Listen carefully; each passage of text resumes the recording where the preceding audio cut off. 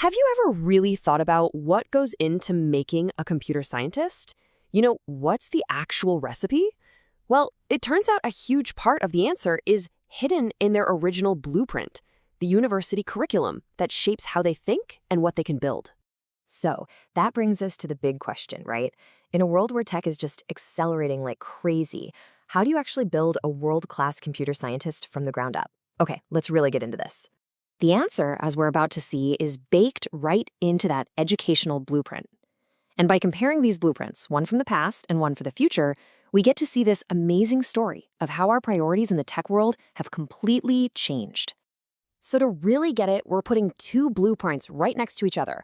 On one side, we've got the classic, super broad computer science degree from IIT Bombay, way back in 2007. And on the other, we have a peek into the future, IIT Patna's incredibly focused program in AI and cybersecurity, designed for 2025. Trust me, this comparison is going to tell us a lot. All right, first things first, let's look at how these two programs even start. How do they build that initial foundation? What does day one, week one, or that all-important first semester actually look like? Okay, look at this. The difference is immediate. On the left, the 2007 curriculum starts you off with a really wide engineering base. You've got calculus, chemistry, even workshop practice. It's about building a solid all-around engineer first. But then you look over at 2025 on the right. Whoa. Right next to math, students are jumping straight into foundations of computer science and, get this, foundations of data analytics. And that right there, that is the whole new philosophy in a nutshell. Specialization from day one. Putting a course like data analytics in the very first semester is a huge signal. It means the skills that are most in demand in the industry right now, they're not some advanced topic for later. They are literally the starting point. And it's not just the theory, right? The whole approach to actually doing things is flipped on its head. Back in 2007, a big project was something you might do in your final year and usually only if you were a top honor student. Now, in 2025, there's a mandatory capstone project in the second semester. The message could not be clearer. Start building real stuff right now.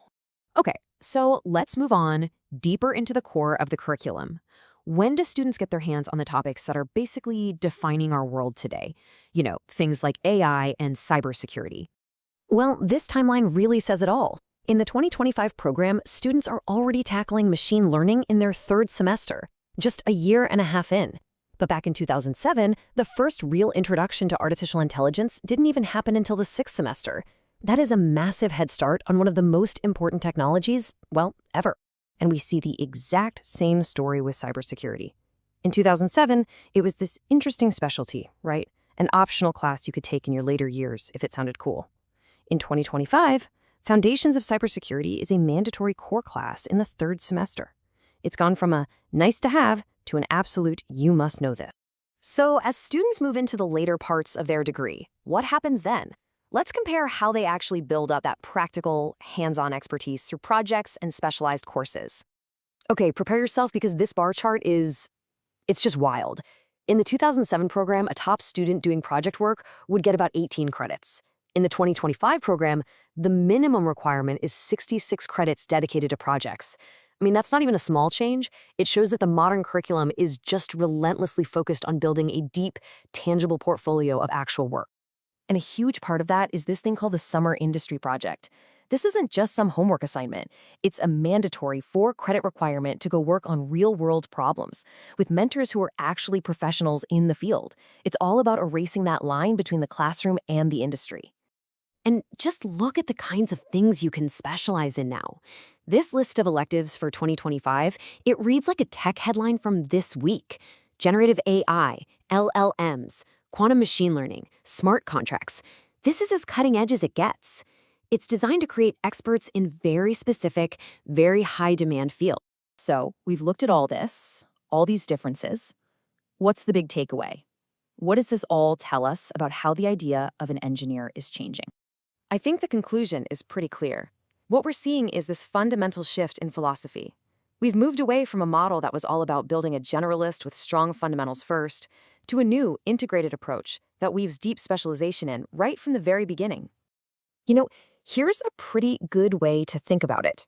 That classic 2007 model, it was designed to build a strong, all-purpose foundation, kind of like a solid chassis that could handle any terrain. But the modern 2025 model, that's about building a high-performance engine, perfectly tuned for a very specific and incredibly demanding race. And all of this leaves us with a really fascinating question to chew on. We've seen this incredible leap from 2007 to 2025. But as technology keeps getting faster and faster, what's the blueprint for the engineer of 2045 going to look like? What will they need to learn on day one?